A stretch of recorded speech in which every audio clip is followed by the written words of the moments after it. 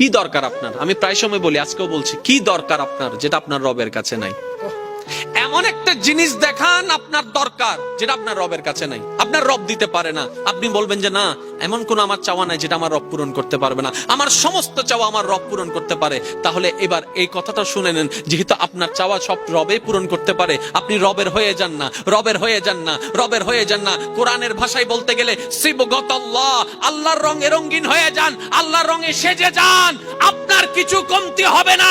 আপনি যদি পাহাড়ের গুহায় বন্দী হয়ে যান, জগৎ বলবে আমরা কেউ চিনি না তাকে, জগৎ বলবে খুঁজে পাচ্ছি না তাকে, আপনি বলবেন কাউকে পাচ্ছি না, রবে বলবে বান্দারে চিন্তা করিস না, লা তাখাফ, ভয় করিস না, ইন্নাল্লাহা মানা।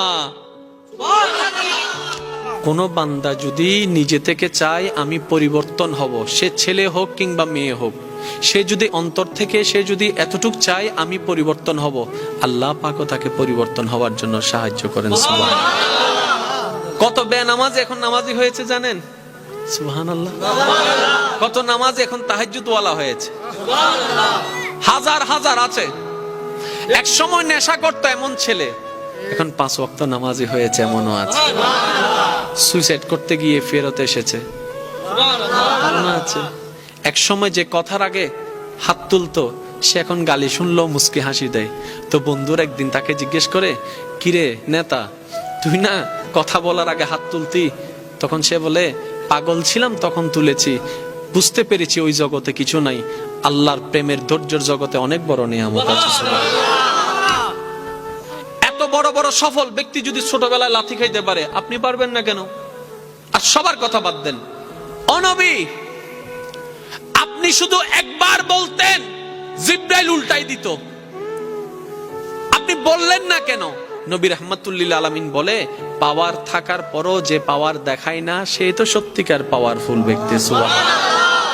নবী তাদেরকে বাঁচানোর জন্য গিয়েছে, তারাই উল্টা নবীকে আঘাত করছে, পাথর দিয়ে আঘাত করছে, যা তা ভাষায় কথা বলছে, বিশ্রী বিশ্রী কথা বলছে। আপনার আমার নবী কান মোবারক দিয়ে শুনছে, অন্তরে ব্যথিত হচ্ছে। এক পর্যায়ে পাথর একটি এসে নবীর রহমাতুল লিল আলামিনের শরীরের মধ্যে আঘাত করলো। আঘাত করার পরে আপনার আমার নবী দাঁড়ানো থেকে বসাই গেল। বসে যাওয়ার পরে জিবরাইল বলে, আল্লাহ তোমার হাবিবকে এত কষ্ট দিচ্ছে, তুমি কেমনে সহ্য করে রইলা গো আল্লাহ? আল্লাহ তুমি কিছু একটা তো করো। এবার রব্বে করিম হুকুম দিলেন, জিবরাইল এখনই যাও, আমার হাবিবের কাছে পয়গাম পৌঁছায় দাও, আমার হাবিব যা বলে তুমি তাই করে দিও। যদি নবী বলে তায়েফকে উল্টাই দিতে, তুমি সাথে সাথে সেটা করে দিও। বলেন সুবহানাল্লাহ। এবার জিবরাইল চলে আসলেন নবী রাহমাতুল লিল আলামিনের কাছে, আপনার আমার নবীর কাছে, মায়ার নবীর কাছে, মহাব্বতের নবীর কাছে, মানবতার শ্রেষ্ঠ উদাহরণ নবীর কাছে। ওই নবীর কাছে আসার পরে জিবরাইল বললেন, ইয়া রাসূলুল্লাহ, এইভাবে আঘাত করলো, তাদের এত বড় সাহস, তাদের এত বড় স্পর্ধা, আপনাকে আঘাত করে আমি জিবরাইলের সহ্য হচ্ছে না। আপনি নবী শুধু একবার হুকুম দেন, একবার হুকুম দেন, যারা আঘাত করেছে সবাইকে শেষ করে দিব, যারা লাগিয়ে দিয়েছে সবাইকে শেষ করে দিব, এমনকি এই এলাকাটাকে আমি উল্টাই দিব, এটাকে পৃথিবীর মানচিত্রে আর কেউ দেখতে পাবে না, এমন ভাবে রাগেও গেলেন জিবরাইল আলাইহিস সালাম। এই কথা শুনে নবী রাহমাতুল লিল আলামিন বললেন, জিবরাইল ভাই তুমি একটু শান্ত হও, তুমি একটু শান্ত হও, যিনি আঘাত পেয়েছেন তিনি উল্টা বলছেন তুমি একটু শান্ত হও, রাগ করিও না, তুমি একটু শান্ত হও, তুমি একটু শান্ত হও, তুমি একটু শান্ত হও। জিবরাইল বলে, ইয়া রাসূলুল্লাহ, এত নির্মম একটা পরিস্থিতি দেখে কিভাবে শান্ত হতে বলছেন? নবী রাহমাতুল লিল আলামিন বলে, ও ভাই জিবরাইল, আল্লাহ আমাকে গজব দাতা বানায় নাই, রাহমাতুল লিল আলামিন বানায়।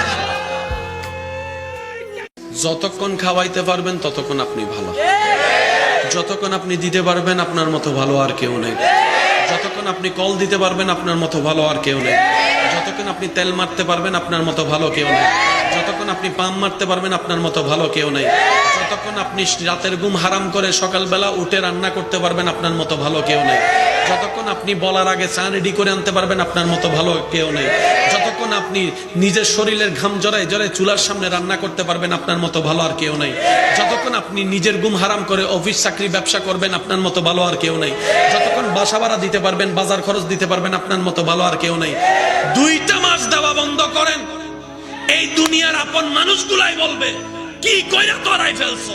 কিছু বলতে গেলে বলবে যে আকাইম্মার কথা বলার দরকার নাই, আকাইম্মার কথা বলার দরকার নাই, আকাইম্মার কথা বলার দরকার নাই। অনেক সময় তো মা বাপ পর্যন্ত এমন কথা বলতে মুখে আটকাই না, নিজের ছেলে মেয়েকে পর্যন্ত ছোট করে কথা বলে, শুধু টাকা না কামানোর কারণে, পরিশ্রম করতে না পারার কারণে। বাবার ইনকাম কম থাকলেও ওই বাবা যতদিন বেঁচে থাকে সন্তানদেরকে কেউ আঙ্গুল তুলে কথা বলতে পারে না। কিন্তু যখন এই মাথার উপর থেকে বাবার ছায়া চলে যায়, যখন এই মাথার উপর থেকে আমার বোনের স্বামীর ছায়া চলে যায়, এই সমাজের যে বলতে পারে না সে মানুষও আঙ্গুল দেখাই দেখাই কথা বলে। সেজন্য মনে রাখবেন, বাবারা বড় নিয়ামত, স্বামী অনেক বড় নিয়ামত, বড় ভাই অনেক বড় নিয়ামত। কেনই বা হবে না? আল্লাহ তাআলা ওনাদেরকেই আপনাদের উপরে দায়িত্ব দান করেছেন। আমার বাবাকে আল্লাহ আমার দায়িত্ব দান করেছেন। তাহলে আমার জন্য আমার আল্লাহ হাজার কোটি বান্দার ভিতর থেকে যাকে অভিভাবক বাছাই করেছেন, ওনার মধ্যে দোষ খোঁজার অধিকার আমার